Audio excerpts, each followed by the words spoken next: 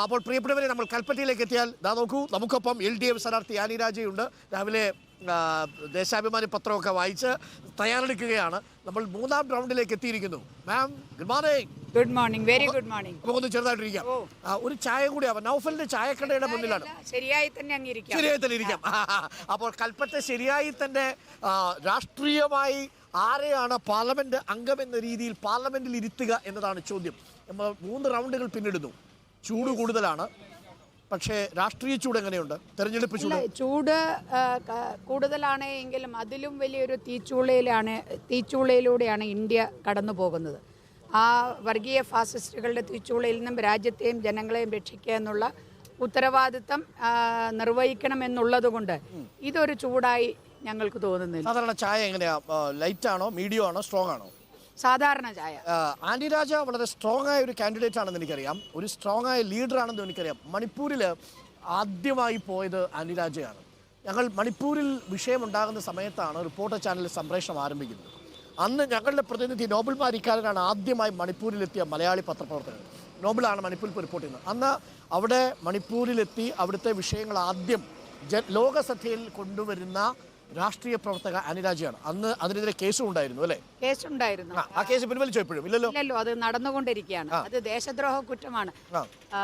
അപ്പോൾ അതുകൊണ്ട് അത് നടന്നുകൊണ്ടിരിക്കുകയാണ്. വളരെ ഞങ്ങൾക്ക് വേണ്ടി വാദിച്ച വക്കീലന്മാരുടെ ഓഫീസും വീടും ഒക്കെ തകർത്തു അവിടെ മൈത്തേയ് വിഭാഗം. എങ്കിലും അവിടെയുള്ള ഞങ്ങളുടെ വക്കീൽ 2-3 പേരുണ്ട്, ടീമുണ്ട്. അവര് ധൈര്യത്തിൽ തന്നെ മുന്നോട്ട് പോകുന്നു. ഓക്കെ, അപ്പോൾ വളരെ സ്ട്രോങ് ലീഡറായ ആനി രാജ മാഡത്തിന് വേണ്ടി ഒരു മീഡിയം ചായ എനിക്കും ആവാം, ഒരു സ്ട്രോങ് ടീ. ഒരു മീഡിയം ആങ്കറായ എനിക്കൊരു സ്ട്രോങ് ടീ, ഒരു സ്ട്രോങ് ലീഡറായ ആനി രാജയ്ക്ക് ഒരു മീഡിയം. മീഡിയം ഞാൻ കുടിക്കാറില്ല. ഞാൻ മിഡിൽ പാത്ത് എടുക്കാറില്ല. മിഡിൽ പാത്ത് ഇല്ല. Oh, that's great. That's a political position. അപ്പോൾ സ്ട്രോങ് തന്നെ ആവാം. അപ്പോൾ 2 സ്ട്രോങ്. അപ്പോൾ നമ്മൾ ആനി രാജ മണിപ്പൂരിന്റെ കാര്യം പറഞ്ഞു തുടങ്ങിയതാണ്. Okay, very good. അപ്പോൾ നൗഫൽ താങ്കളാണ്? നൗഫൽ അല്ല, അവിടെയാണ്. ഓക്കെ, അപ്പോൾ മണിപ്പൂരിലെ കാര്യമാണ് തുടങ്ങിയത്. കേരള സ്റ്റോറി അടക്കം ചർച്ച ചെയ്യപ്പെടുന്ന ഒരു സാഹചര്യമാണ്. ഇന്നലെ ദ ക്രൈ ഓഫ് ഒപ്രസ്ഡ് എന്ന് പറയുന്ന ഒരു ഡോക്യുമെൻ്ററി എറണാകുളം അങ്കമാലി രൂപതയുടെ കീഴിലെ പള്ളിയിൽ, വൈപ്പിൻ പള്ളിയിൽ പ്രദർശിപ്പിച്ചു. മണിപ്പൂരിൽ പോയി അവിടുത്തെ കാര്യങ്ങൾ നേരിട്ട് തൊട്ടറിഞ്ഞ ഒരു നേതാവെന്ന നിലയിൽ, വയനാട് ക്രിസ്ത്യൻ സമൂഹത്തിന് കൂടുതൽ സ്വാധീനമുള്ളൊരു മേഖല എന്ന നിലയിൽ ഈ കേരള സ്റ്റോറി അടക്കം ഉയരുന്നൊരു പശ്ചാത്തലത്തിൽ നമ്മൾ എടുക്കേണ്ട നിലപാടെന്തായി?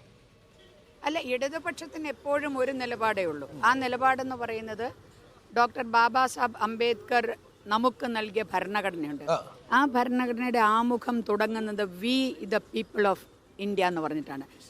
ഭാരതീയരായ നാം, ഹം ലോഗ്. ആ ഹമ്മിലും നാമിലും വിയിലും ഉള്ളത് നമ്മളെല്ലാവരുമാണ്.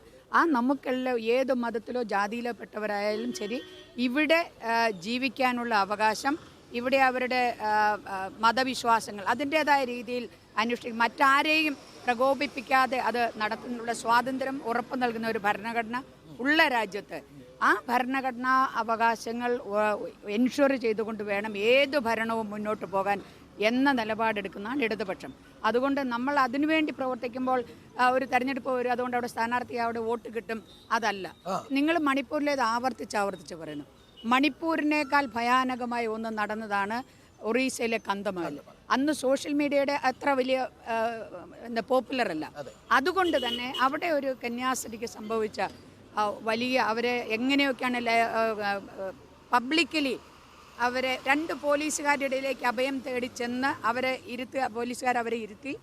അതിന് പിന്നാലെ കാപാലികർ, RSS സംഘപരിവാർ കാപാലികർ ഓടി വന്നപ്പോൾ അവരുടെ കയ്യിലേക്ക് ഇവരെ പിടിച്ചു കൊടുത്ത പോലീസുകാർ. അതിനുശേഷം ആ പകൽ നേരത്ത് ഇത്രയും ആൾക്കൂട്ടത്തിൻ്റെ മുന്നിൽ അവരെ വിവസ്ത്രയാക്കി, ഒരൊറ്റ വസ്ത്രം പോലും ഇല്ലാതെ അവരുടെ മുഴുവൻ വസ്ത്രവും അഴിച്ചു മാറ്റി അവരെ റേപ്പ് ചെയ്ത് കൊണ്ടുപോയ സാഹചര്യമുണ്ട്.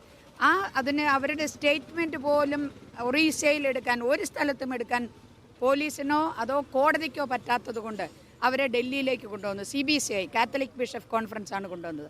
അങ്ങനെ ആ കാത്തലിക് ബിഷപ്പ് കോൺഫറൻസ് കൊണ്ടുവന്നാൽ വിവരം ലീക്കായി. എങ്ങനെയോ അറിഞ്ഞു പ്രസ് ഇവരിവിടെ ഉണ്ടെന്ന്.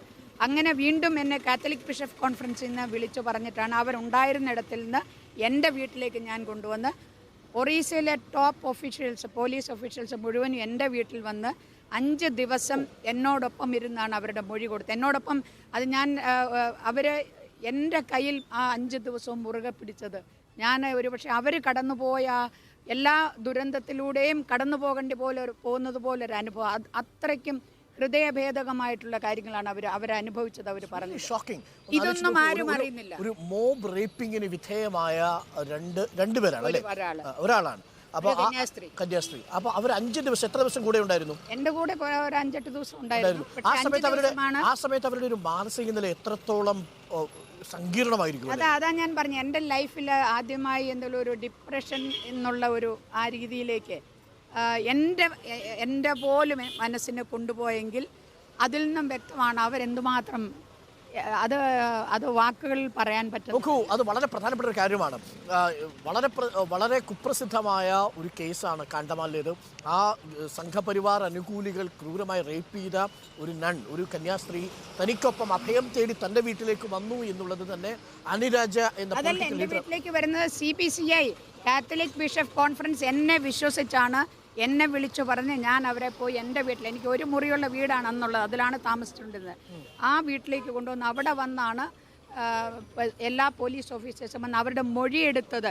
എൻ്റെ വീട്ടിൽ നിന്ന് 5 ദിവസം എടുത്തു. അതിന് അത്രയും അവർക്ക് അവരുടെ കാര്യങ്ങൾ പറയാൻ തന്നെ അവർ പറഞ്ഞ് ഒറ്റയടിക്ക് പറയാൻ പറ്റാത്ത ആ ഒരു അനുഭവത്തിൽ. അപ്പം CBCI എന്നെ വിശ്വസിച്ചാണ് എന്നെ ഏൽപ്പിച്ചത്. അതുമാത്രമല്ല, കന്തമംഗലിൽ ആദ്യം കലാപം ഉണ്ടായപ്പോൾ അവിടേക്ക് ആരും പറയാതെ തന്നെ കടന്നുപോയത് ദേശീയ മഹിളാ ഫെഡറേഷൻ്റെ ജനറൽ സെക്രട്ടറി എന്ന ഞാൻ.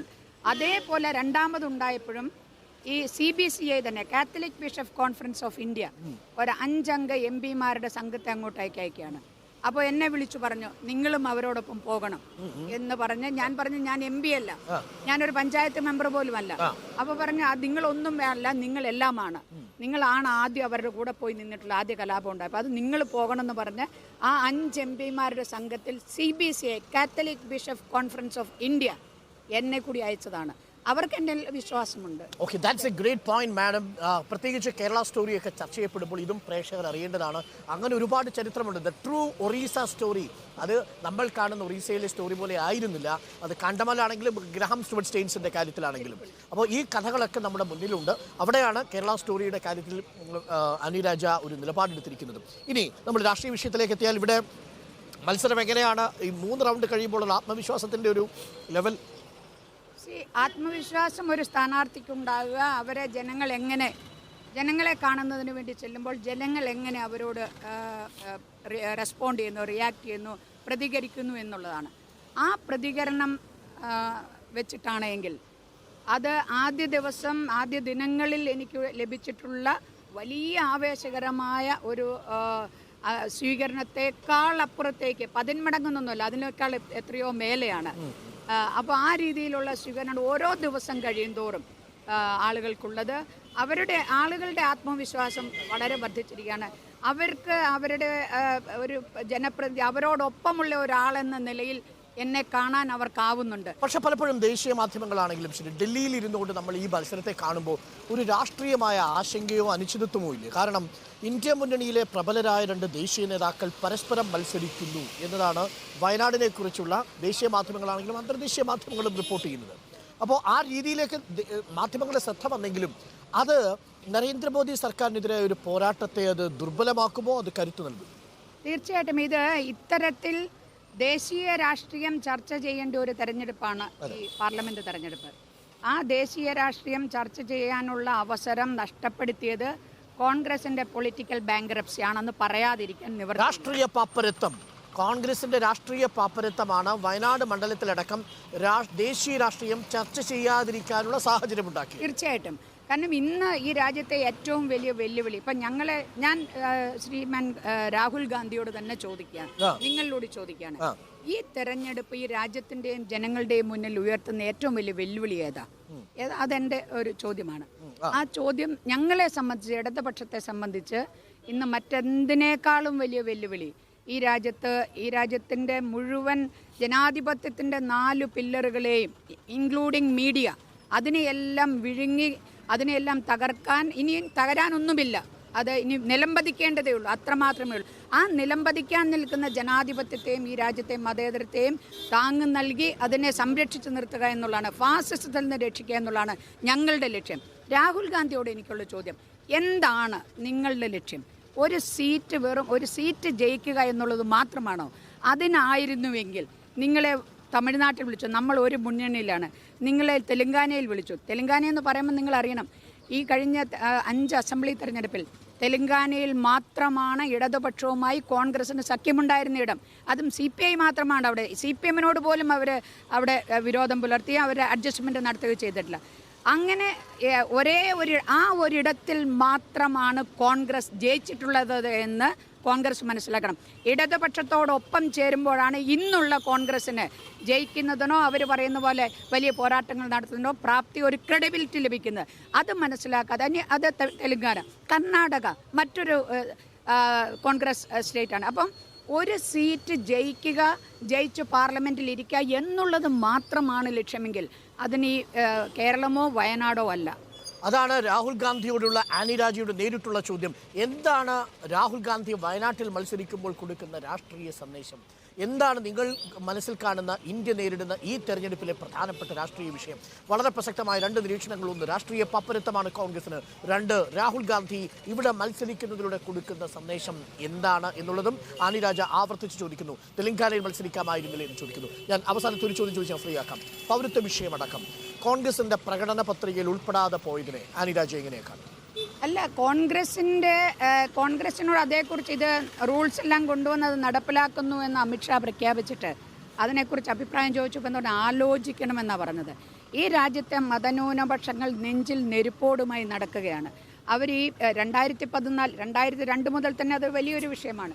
എന്നാൽ ഈ 2014 നരേന്ദ്രമോദി പ്രധാനമന്ത്രി അധികാരമേറ്റതു മുതൽ അന്നാണ് ഇന്ത്യൻ പാർലമെന്റിൽ ജയ് ശ്രീരാം എന്നുള്ള ആക്രോശത്തോടെ വിളിയുയർന്നത്. അത് ഈ രാജ്യത്തിൻ്റെ മതേതരത്വത്തെ കൊല ചെയ്യാൻ തുടങ്ങിയ ആദ്യ ദിനമാണത്. അപ്പോൾ ആ രീതിയിൽ ഈ രാജ്യത്ത് അതിനുശേഷം നടന്ന അഖ്ലാഖായിരുന്നാലും ഫൈലൂഖാനായാലും ജുനൈദായിരുന്നാലും അങ്ങനെ നമ്മൾ എത്രയോ കണ്ടതാണ്. ഇതെല്ലാം തന്നെ ഈ ജനവിഭാഗത്തിൻ്റെ മനസ്സിൽ ആശങ്ക, അസം കണ്ടതാണ് പൗരത്വം ഇതൊക്കെ. അപ്പോൾ അങ്ങനെ ഒരു ആശങ്കയിൽ നിൽക്കുന്ന ഒരു ജനം, അവരോടൊന്ന് നിങ്ങൾ ഭയപ്പെടണ്ട, ഞങ്ങളുണ്ട് കൂടെ എന്ന് പറയാൻ ഉത്തരവാദിത്തപ്പെട്ട ഒരു പാർട്ടിയാണ് കോൺഗ്രസ്. ഞങ്ങളത് പറയുന്നു. അപ്പോൾ ആ കോൺഗ്രസ്സിന് നിലപാടുകൾ എടുക്കാൻ പ്രാപ്തിയില്ലാതായോ കോൺഗ്രസിൻ്റെ കേന്ദ്ര നേതൃത്വത്തിനെന്ന് സാധാരണക്കാർ ചോദിച്ചാൽ അതിൽ എന്നെ കുറ്റം പറയരുത്. സ്വന്തം കൊടി പോലും ഉയർത്താൻ കഴിയാത്ത രീതിയിൽ സമ്മർദ്ദത്തിലാണോ കോൺഗ്രസ്? അല്ല, ഇവര് സംഘപരിവാർ അതിനെ ദുരുപയോഗം ചെയ്യും, കള്ളപ്രചരണം അഴിച്ചുവിടുമെന്നാണ് പറഞ്ഞത്. ഞാൻ പറയുന്നത്, ഒരു പ്രചരണത്തെ നിങ്ങളിങ്ങനെ ഭയപ്പെട്ടാൽ, ആക്രമണത്തെ നിങ്ങൾ ഫിസിക്കലായിട്ടുള്ള ആക്രമണം, ഞങ്ങളൊക്കെ എത്ര അടിയാണ് കൊള്ളുന്നത്. ഡൽഹി അമിത്ഷായുടെ പോലീസ് ഞങ്ങളെയൊക്കെ വെറുതെ വിടുന്നതാണ്. എൻ്റെ മകൾ ഇന്നും ചികിത്സയിലാണ്. എന്തുകൊണ്ടാണ്? ആ ഫാസിസത്തിനെതിരെ പോരാടിയിട്ടാണ്. ഞങ്ങൾക്കതിലൊന്നും ഒരു ഭയവുമില്ല. ഞങ്ങളുടെ എത്രയോ നേതാക്കൾ, ഇടതുപക്ഷത്തിൻ്റെ നേതാക്കൾ, അവർക്കെതിരെ എത്ര കേസുണ്ട്. അപ്പോൾ കേസുമില്ല, ഒരു പ്രചാരണമേ ഉള്ളൂ. പാകിസ്ഥാൻ്റെ കൊടിയുന്ന ആ ഒരു പ്രചാരണത്തെ ചെറുത്ത് നിൽക്കാനുള്ള കെൽപ്പില്ല എങ്കിൽ അതുകൊണ്ടാണ് കൊടി അടിയറ വെച്ചത്. നെഞ്ചിലെ ജീവനെ പോലെയാണ് ഓരോ പാർട്ടി പ്രവർത്തകനും അവൻ്റെ കൊടിയെ കാണുന്നത്. ആ നെഞ്ചിലെ ജീവനെയാണ്, അവരുടെ ജീവനെ തന്നെയാണ്, അവരുടെ ആത്മാഭിമാനത്തെയാണ് ഈ പാർട്ടി നേതൃത്വം, UDF നേതൃത്വം, രാഹുൽ ഗാന്ധിയെ കൂടെ പോയത്. ആ രാഹുൽ ഗാന്ധിക്ക് രക്ഷിക്കാൻ സാധിക്കാത്ത കൊടി എങ്ങനെ മുസ്ലിം ലീഗ് വിചാരിക്കും? ഈ ശ്രീ സുധാകരൻ അത് രക്ഷിക്കുമോ? അല്ല, ഈ ഓപ്പോസിഷൻ കേരളത്തിലെ നിയമസഭ പ്രതിപക്ഷ നേതാവ് VD സതീശൻ രക്ഷിക്കുമെന്നാണോ മുസ്ലിം ലീഗുകാർ കരുതുന്നത്? രാഹുൽ ഗാന്ധിക്ക് രക്ഷിക്കാൻ കഴിയാത്ത ലീഗിന്റെ കൊടി ആര് രക്ഷിക്കും എന്ന വളരെ പ്രധാനപ്പെട്ട ഒരു ചോദ്യം കൂടി ചോദിക്കുന്നു. എന്തുകൊണ്ടാണ് രാഹുൽ ഒരു ആത്മാഭിമാനത്തിന് അടയാളമായി കൊടി പോലും ഉയർത്താൻ കഴിയാത്തത്? 2 പ്രസക്തമായ ചോദ്യങ്ങൾ കൂടി അനിരാജ ചോദിക്കുന്നു. അനിരാജ മാം, താങ്ക്സ് എ ലോട്ട്. ഇന്നത്തെ വാർത്താദിനം വളരെ സമ്പന്നമായി. 4 പ്രധാനപ്പെട്ട കാര്യങ്ങളുണ്ട്. അപ്പോൾ ഈ രാഷ്ട്രീയ തെരഞ്ഞെടുപ്പ് ചൂടിനിടയിലും നമുക്കൊരു പാട്ട് കൂടി കേട്ട് നമുക്ക് പോകാം. ഞങ്ങൾ വയനാട്ടിൽ വന്നപ്പോൾ ഒരു കലാകാരിയെ കണ്ടു, മിൻഹ ഫാത്തിമ. ഹായ്, മോർണിംഗ് മിൻഹ. മോർണിംഗ്. അപ്പം മിൻഹ ഏത് ക്ലാസ്സിലാണ് പഠിക്കുന്നത്? ഇനി +2 പോകുന്നു. ഏതാണ്, ഹ്യൂമാനിറ്റീസ് ആണോ? ആഹാ, അനിരാജയെ പോലുള്ള ദേശീയ നേതാക്കളൊക്കെ ഉണ്ട്, ഹ്യൂമാനിറ്റീസ് ആണ് മാം. നിങ്ങൾ പഠിക്കും ഒറീസ അല്ലേ? പൊളിറ്റിക്സ്. ഇപ്പം പൊളിറ്റിക്സ് ഒക്കെ ഉണ്ടാവുമല്ലോ ഹ്യൂമാനിറ്റീസിൽ. അപ്പോൾ പൊളിറ്റിക്സിൽ നിന്ന് രാമക്ഷേത്രം, ബാബറി മസ്ജിദ് ഒഴിവാക്കി പുതിയ NCERT സിലബസ്. അവിടെ രാമക്ഷേത്രം മാത്രമേ ഉള്ളൂ. എന്താ അഭിപ്രായം മിൻഹയുടെ? അത് ശരിയാണോ? അത് ശരിയല്ല അല്ലേ? അപ്പോൾ നമുക്ക് പാട്ട് പാടാം. മിൻഹ ഫാത്തിമ हिंदी पाड़ा ला। हिंदी पाड़ा, ओके। जी हमें मंजूर है आपका ये फैसला जी हमें मंजूर है आपका ये फैसला कह रही है हर नजर बंदा परवर शुक्रिया हसी नजरों ने समझा ഗ്രേറ്റ് बहुत बढ़िया बहुत बढ़िया അനിരജ മാം മിസ് ചെയ്യുന്നു ഇപ്പോൾ ഡൽഹി വയനാട്ടിൽ വരുമ്പോൾ? ഇല്ല, ഞാൻ ഡൽഹിയിലാണ് താമസമെങ്കിലും പക്ഷെ അങ്ങനെ ഡൽഹിയിൽ തന്നെയല്ല. ട്രാവലിംഗ് ആണ്. 28 സംസ്ഥാനങ്ങളിൽ എൻ്റെ ചുമതലയുണ്ട്. സംഘടനയുണ്ട്. സംഘടന NFIW, ദേശീയ മഹിളാ ഫെഡറേഷൻ. അതുപോലെ തന്നെ കാശ്മീർ, ഛത്തീസ്ഗഡ്, ഉത്തരാഖണ്ഡ്, ഈ 3 സംസ്ഥാനങ്ങളുടെ പാർട്ടി ചുമതലയുമുണ്ട്. അതുകൊണ്ട് ഡൽഹിയിലാണ് എന്നിവിടെ ഇങ്ങനെ പ്രചാരണം, ഞാൻ ഏതോ രാജകുടുംബത്തിൽ നിന്ന് വരുന്ന ആളാണ്, ഭാഷ അറിയത്തില്ല എന്നൊക്കെ വലിയ പ്രചാരണമുണ്ട്. പക്ഷേ ഞാനിങ്ങനെ യാത്രകളിലാണ് കൂടുതലും. ഡൽഹി ഒരു കേന്ദ്രം എന്നുള്ളത് മാത്രം. Okay, thank you, thanks a lot ma'am. പ്രചരണത്തിന്റെ ചുടിലേക്ക് പോവാണ് നമ്മുടെ CPI ജില്ലാ സെക്രട്ടറി. താങ്ക്സ് ജയൻ. അപ്പം മനോഹരമായ ഒരു ദിവസമാണ്. എങ്ങനെയുണ്ട് മൊത്തത്തിലൊരു പൾസ്? ഞങ്ങൾ ഇവിടെ ജയിച്ചിരിക്കും. അത്ര കോൺഫിഡൻസിലേക്ക് അത്ര confidence ആണ്. 4 ലക്ഷത്തിന്റെ വലിയൊരു മാർജിനാണ്. 4:30 മുമ്പ് അതിനു മുമ്പ് പിന്നെ ഷാനവാസ് നേടിയ ഭൂരിപക്ഷം എന്ന് പറഞ്ഞാൽ 20,000. 20,000. അപ്പൊ അതേ കാണുന്നുള്ളൂ. അതേ ഞങ്ങൾ അത് കാണുന്നുള്ളൂ. മതി. കഴിഞ്ഞ 4 ലക്ഷം കാണുന്നത്. പ്രാവശ്യം ഇന്ത്യൻ പ്രധാനമന്ത്രിയാണ് വന്നത്. അതെ, ഇപ്രാവശ്യം എവിടുത്തെ പ്രധാനമന്ത്രിയാ? Political question. ഇത് സൗമ്യയാണ്. സൗമ്യ അല്ലേ? സൗമ്യ ഞാൻ ഇന്നലെ യാദൃശ്യമായിട്ട് റെസ്റ്റോറൻറ്റിൽ വെച്ചിട്ടുണ്ട്. സൗമ്യയുടെ ഒരു കഥ ഒരു സിനിമയായിട്ടുണ്ട് അല്ലേ? സിനിമയുടെ പേര് ഒരുത്തി. ആ കഥയുണ്ട്. ആ കഥാവിശേഷങ്ങളൊക്കെ നമുക്ക് മറ്റൊരു സുപ്രഭാതത്തിൽ പറയാം. പ്രേക്ഷകർ ഓർമ്മിക്കുന്നുണ്ടാവും. നവ്യ നായർ അഭിനയിച്ച സിനിമയാണ്. Thank you Soumya. Thank you.